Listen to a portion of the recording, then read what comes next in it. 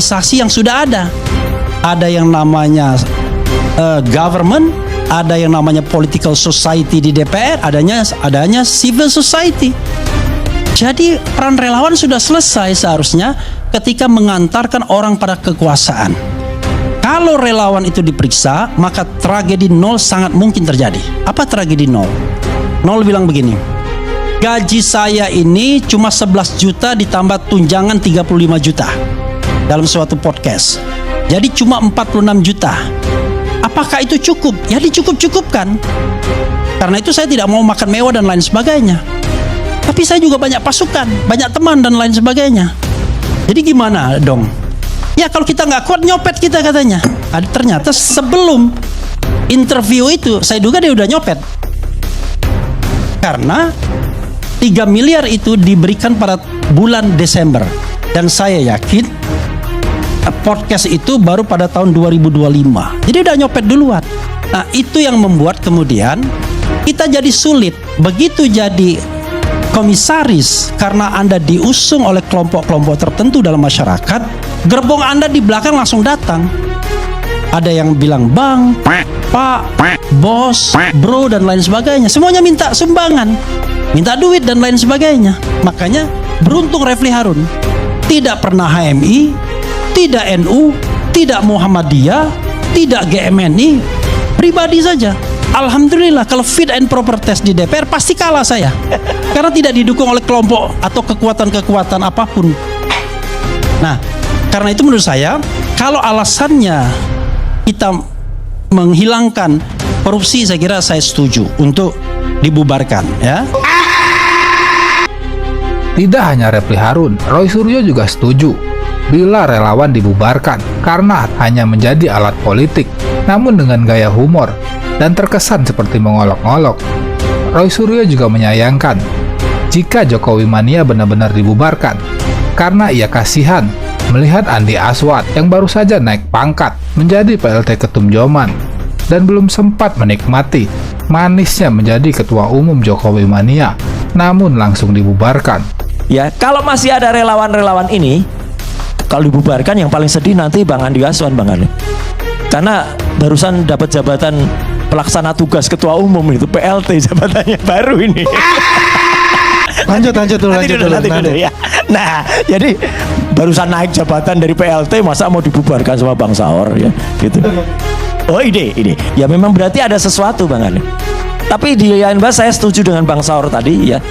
Ya soal relawan tadi Bang. Karena kemudian di TV itu Bang Karni, ya itulah yang sekarang yang kemudian menjawab ini ya bukan lawyernya Sylvester loh malahan Pak Andi Aswad. Karena lawyernya Sylvester kemarin ketika dari PK itu ketika ditanya oleh teman-teman media, dia juga hanya bilang kalau saya hanya ngurusin PK, saya nggak tahu apa. Tapi di kesempatan ini Bang Karni, saya nggak setuju Bang Karni kalau orang-orang mengatakan di belakang Sylvester tuh orang besar, orang kuat. Enggak Bang Karni. Yang di belakang Sylvester itu orang kurus.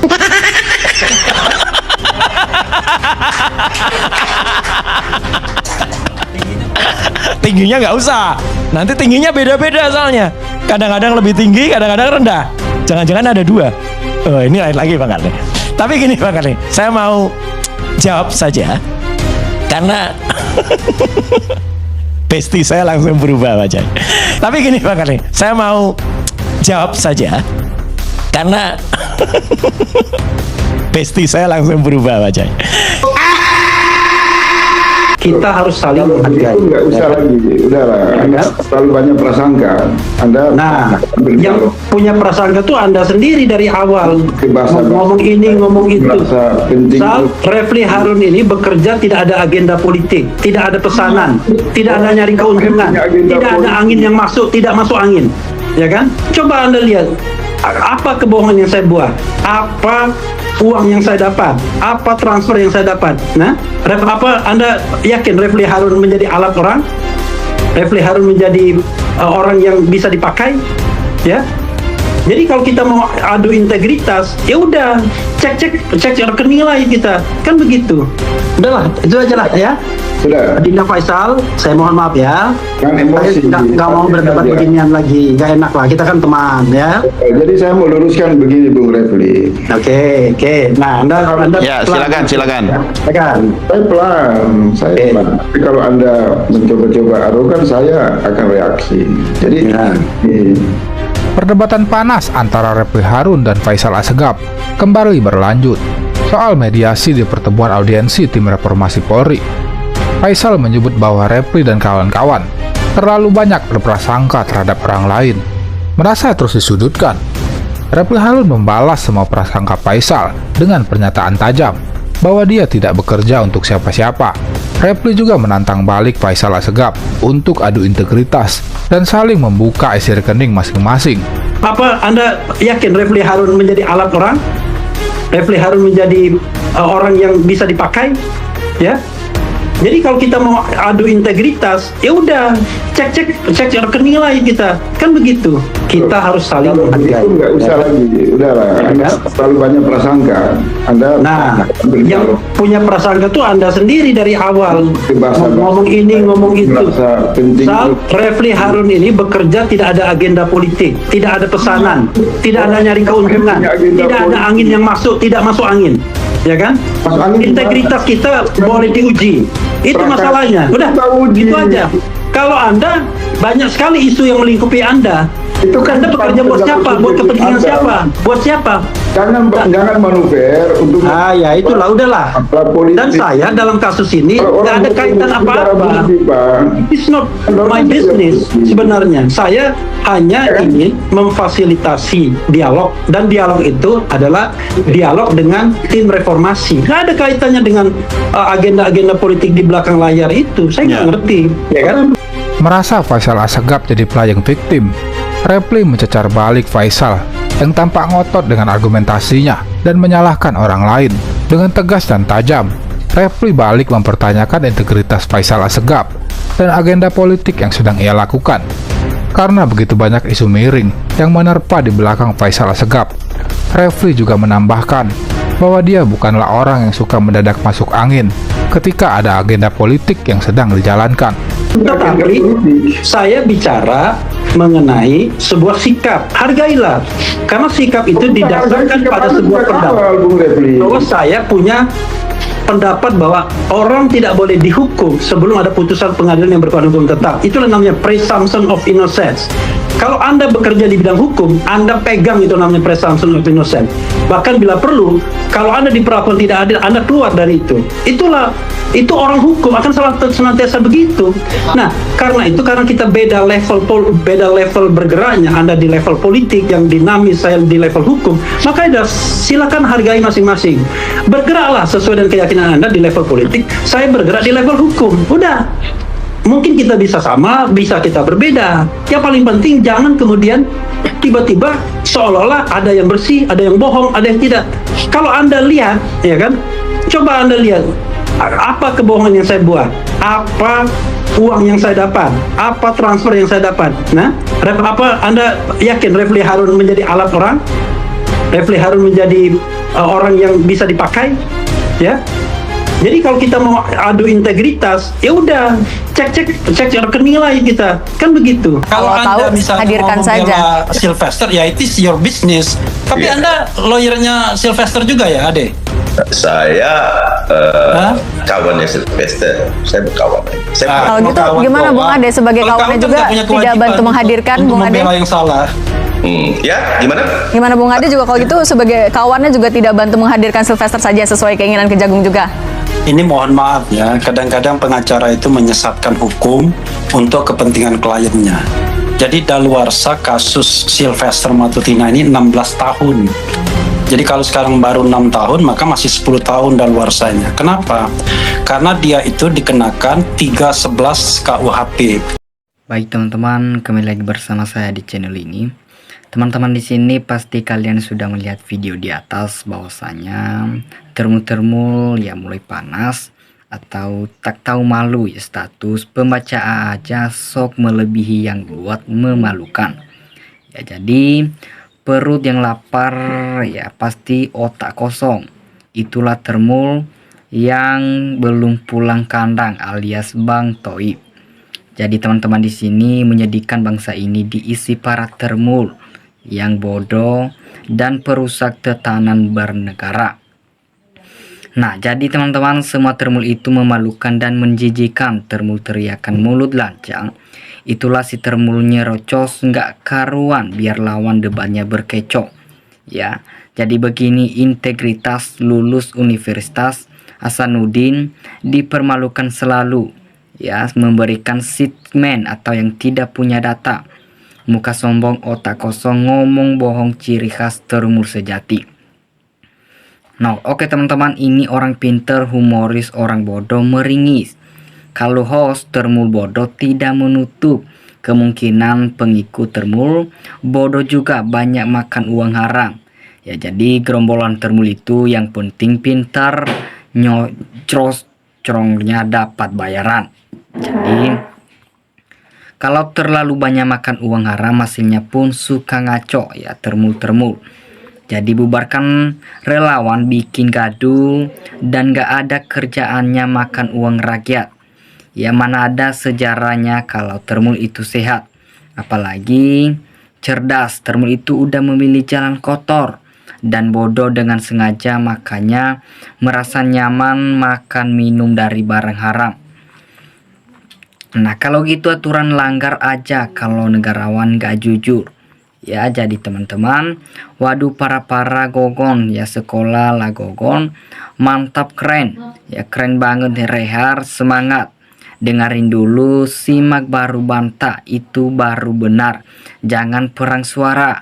Ya Termul ikut hilang jawatan kalau ijazah palsu. Ya bikin malu alumni EVA Universitas Hasanuddin. Oke teman-teman, di sini Termul kalau ngomong nggak mau ya kalah, dasar Termul yang bodoh.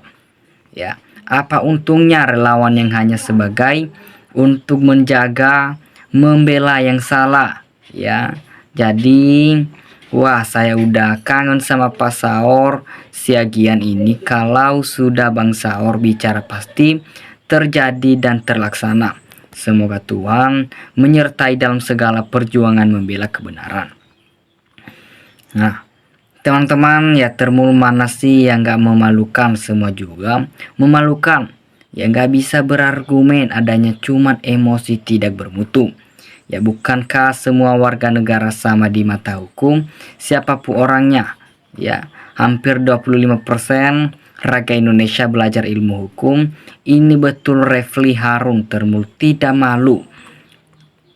Nah teman-teman, Termul kalau junjungan diadili, Termulnya juga sama harus diadili. Ya Termul yang penting ngomong salah benar, ya nggak mikir ya, asal nyecros dapat bayaran mul. Termul memalukan. Ya jadi dibikin hukum rimba ini Termul diciduk terus, disetrum, di blender. Ya mungkin Termul ini lidahnya lebih panjang dari otaknya. Ya jadi teman-teman, setelah suksesi para relawan seharusnya dibubarkan. Ya, Termul memang kerjanya untuk bohong. Semakin bohong, recahan haram semakin ngumpul. Kata pecundang kalau ngangkat akhlak, baik Mulyono, baik dapat mobil mewah, hina cuek. Nah, Termul itu sebenarnya pinter juga. Ya, cuman karena sering dikasih makan mulu, akhirnya yang keluar argumentasi tai. Ya pecah urat leher penjilat ini membela jujurannya. Ya Termul air beriak tanda tak dalam.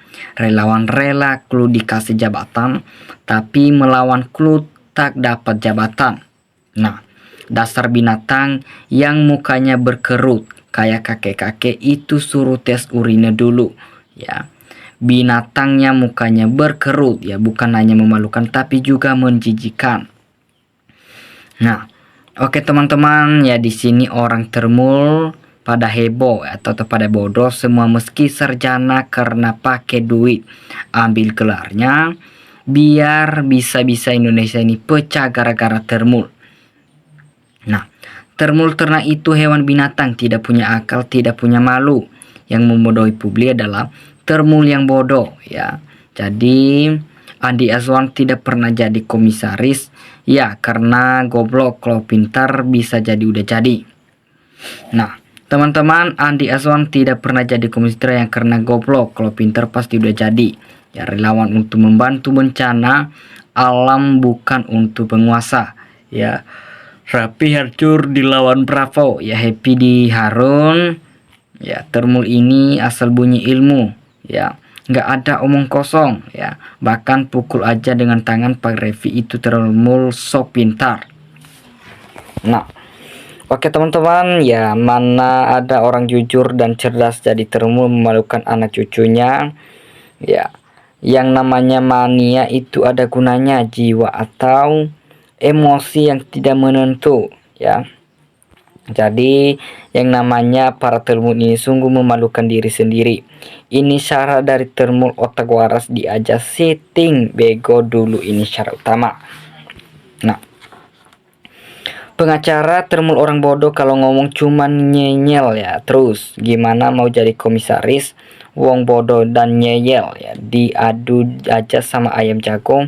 Punyaku ini hampir mirip jambulnya ya. Bang orang bodoh kalau nggak pinter ngomot nggak dapat duit ya. Itulah pengacara termul yang mau dibenar atau tidak, yang penting duit keluar. Nah teman-teman, ya perampasan termul dengan binatang punya otak tapi isinya nggak ada karena hidupnya cuman buat majikannya saja. Ya doang, selain itu semua salah. Bodoh, intoleran, nggak NKRI, dan lain-lain kalau nggak salah paham. Nah teman-teman, termul kaplo DPR gunakan hak angket kalau berlanjut pelanggaran hukumnya. Diuji di MK kembali ke DPR, baru ditindaklanjuti ke MPR. Ya relawan tuh buat bangsa dan negara, bukan penguasa. Ya kok aneh ya. Jadi saya sebagai rakyat juga sangat setuju nggak ada gunanya cuman bikin gaduh aja. Nah tugasnya presiden dibantu oleh para menteri kabinet, bukan relawan Bung Andi. Dasar termul sok pintar. Ya begitu cara termul cari makan, menjilat sana sini biar tetap makan mengatasnamakan rakyat ya, tetapi hasilnya zong. Nah termul hanya pintar bohong saja karena kebanyakan makan duit haram ya.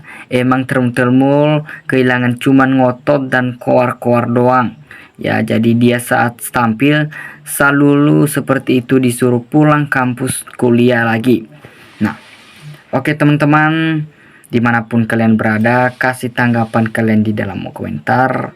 Salam NKRI, terima kasih.